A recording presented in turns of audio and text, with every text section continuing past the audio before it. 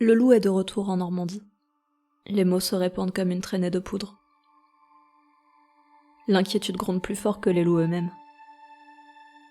Les légendes sont fermement enracinées dans l'esprit populaire.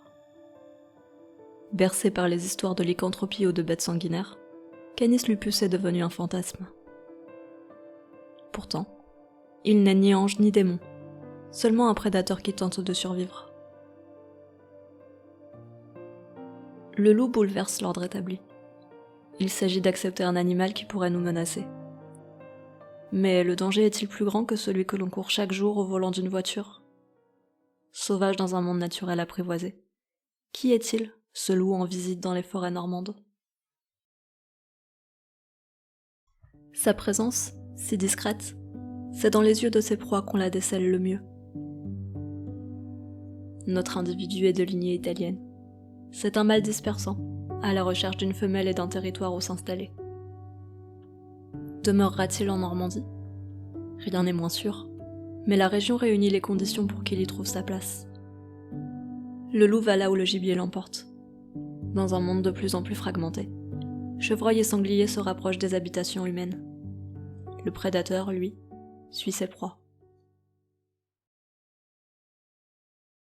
Pour le moment, c'est un loup solitaire qui parcourt la région. Il paraît relativement inoffensif et fait même ressurgir une part de folklore dans l'inconscient populaire. Mais lorsque l'on parle de l'installation d'une meute, voilà que son aura mystique disparaît. Il devient subitement envahissant et nuisible.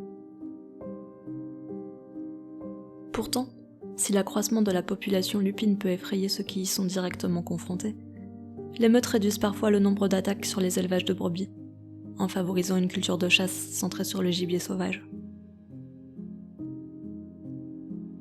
Le loup n'existe pas. Il existe des loups. Les schémas académiques tendent à nous prouver que le canidé dévore les parties nobles de la brebis en priorité. Foie, cœur, poumon. Mais la réalité est bien plus complexe. Chaque loup peut développer une préférence. Notre loup normand, lui, préfère manger une épaule. Possède-t-il d'autres singularités ? Canis lupus fait des compromis. Descendu des montagnes pour reconquérir les plaines, il semble s'accommoder d'un environnement fortement anthropisé. Serait-il plus civilisé que les humains ? En tout cas, ses capacités d'apprentissage sont remarquables. La notion de propriété lui est inconnue, mais celle de territoire lui est familière. Au lieu de penser la protection des troupeaux du point de vue de l'homme, pensons-la du point de vue du loup. Il faudrait communiquer dans son langage, plutôt que de nous entêter à parler un dialecte qu'il ne comprend pas. Nous pouvons inventer une forme de paix, en tirant parti des aptitudes de l'animal, plutôt qu'en lui tirant dessus. C'est son monde d'instinct et de sensations qui doit être percé. Tout un tas de données futiles à nos yeux sont cruciales pour sa survie. Lui décrypte le monde avec les odeurs. C'est avec une carte olfactive qu'il appréhende son territoire. Lui déclarons-nous la guerre en nous soulageant dans la nature ? Dans le monde animal, l'urine, les excréments, signifient beaucoup. Ce sont des messages destinés à ses congénères et aux autres animaux. Grâce à ces marquages, l'absence devient présence.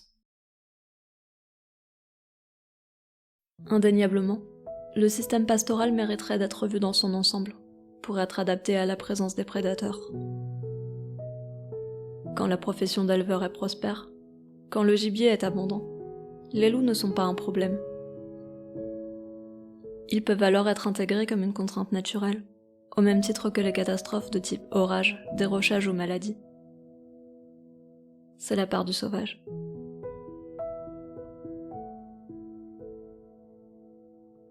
L'élevage de brebis n'est pas indispensable. Le loup non plus. C'est un choix politique, un choix de valeur. Pouvons-nous vraiment continuer à choisir la biodiversité qui nous arrange ? Les loups questionnent notre rapport au monde. Si nous parvenons à cohabiter avec le plus clivant des animaux, nous pourrions cohabiter avec l'ensemble de la faune. Voulons-nous d'un monde où ne subsiste que l'humanité ? ou un monde d'harmonie entre tous les vivants.